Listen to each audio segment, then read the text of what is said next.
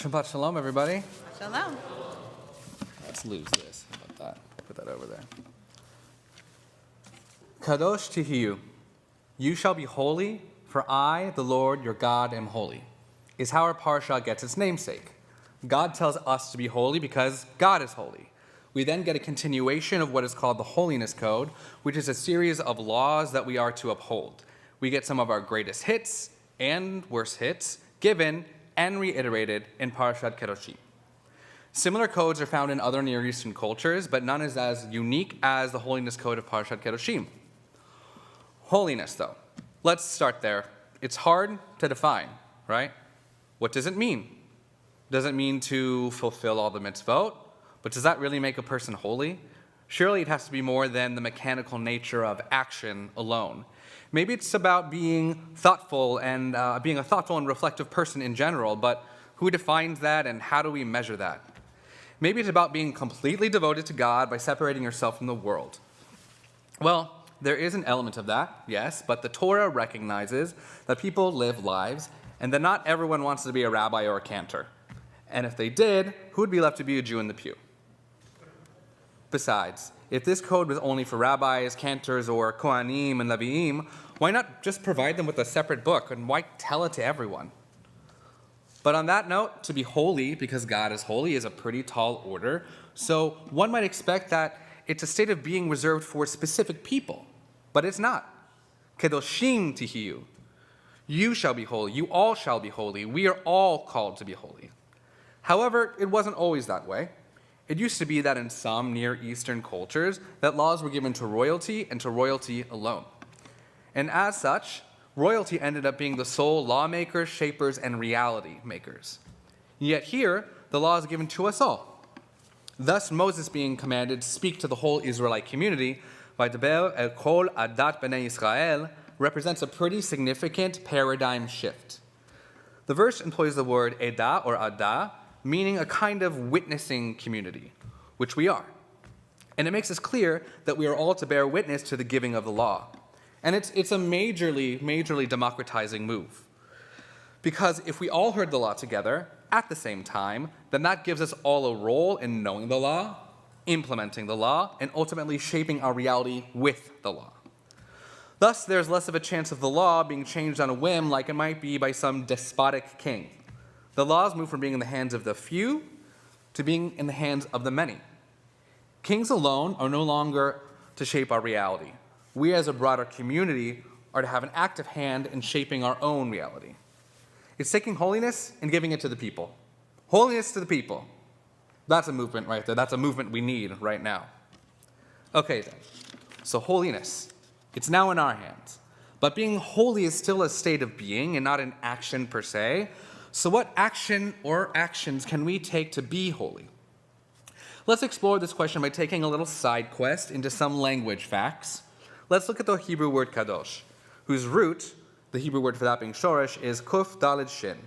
And while that shoresh is often translated as holy, we know that biblical Hebrew tends to be what we call word poor, meaning that we only have so many words, and that individual Hebrew words often have to do a lot of heavy lifting. To put this into perspective, there are actually only about 8,600 attested biblical Hebrew words in the Tanakh. So that means you could probably put all those words on a document that's about 4 or 5 pages, and that would be all the words uttered once in the Tanakh in one space. And its cousin, modern Hebrew, it has roughly 80,000 words.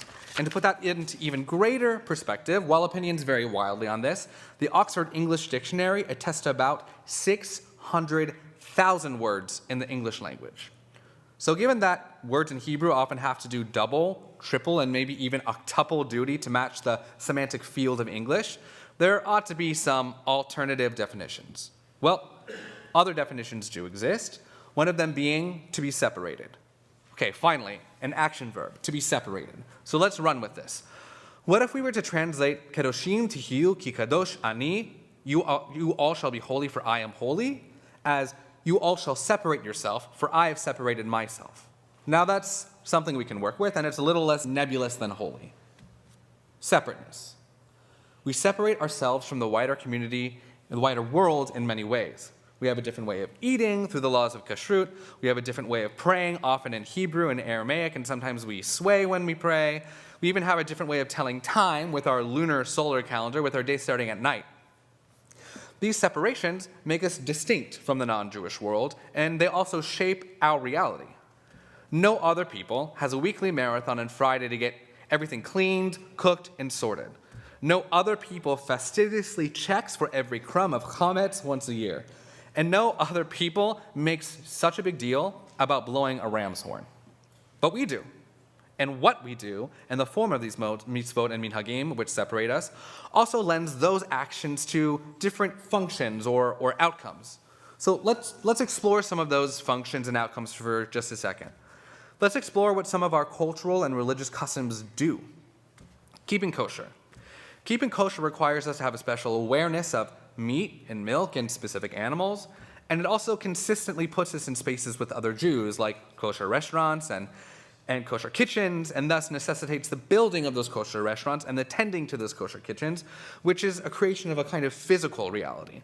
Praying in and speaking Hebrew and Aramaic, both of which are minority languages, put us in a distinct linguistic reality, and our calendar puts us on a uniquely Jewish rhythm that the world at large doesn't necessarily follow, giving us a kind of unique temporal reality that binds us to one another and shapes our relation to the wider world.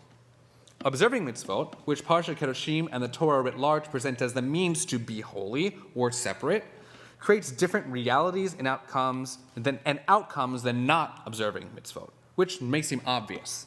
But to appreciate just how much it does impact our reality, I want to take a step back and think about what it means to move from being less observant to more observant, both of which are realities in their own right. Now, I use scare quotes because I don't want anyone to interpret the words more or less in this context as meaning more or less Jewish, which is important to say because even with some 600,000 words in the English language, our usage of them can sometimes still fall short. So, for the sake of imperfect language, anyone who's gone from being less observant to more observant can attest to that process being a major life and reality shift. Let's take committing to lighting candles at home every Shabbat, for example. That one observance has the potential to have ripple effects throughout many arenas of one's life.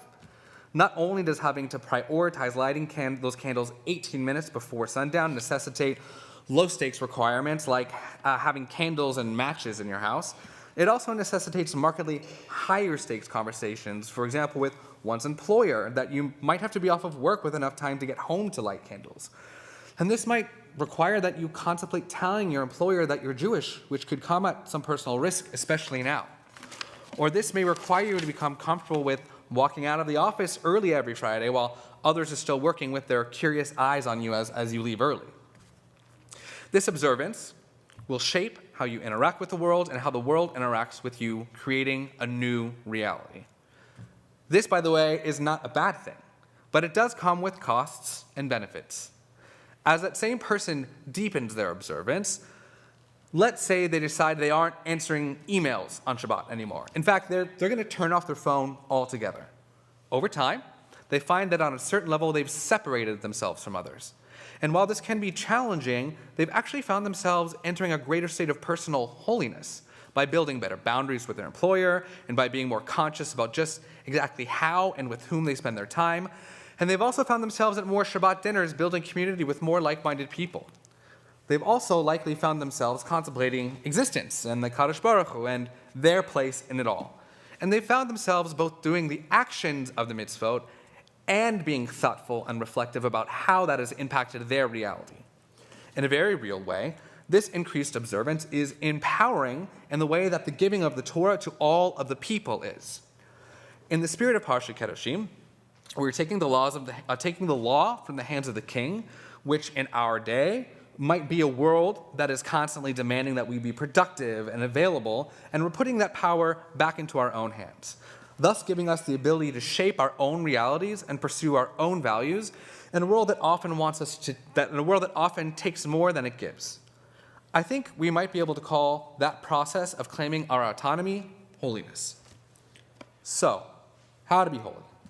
It's still a difficult question to answer, but I'd like to suggest that maybe it starts with the action of doing a mitzvah here, doing a mitzvah there, while at the same time reflecting on what doing that does to us and for us and to the people around us, and seeing how that shapes our reality, and asking whether or not that's a reality that we want to live in, and why. Kedoshim tiyu ki ani kadosh. You shall be separate or holy, for I am separate or holy. Among many things, this is a call simply to this. Be both active and thoughtful in how you shape your reality, for that is the road of holiness. So, be holy and make reality holy, even if it costs you something, perhaps even especially when it costs you something. Because who knows, maybe you stand to gain so much more than you lose. Shabbat Shalom.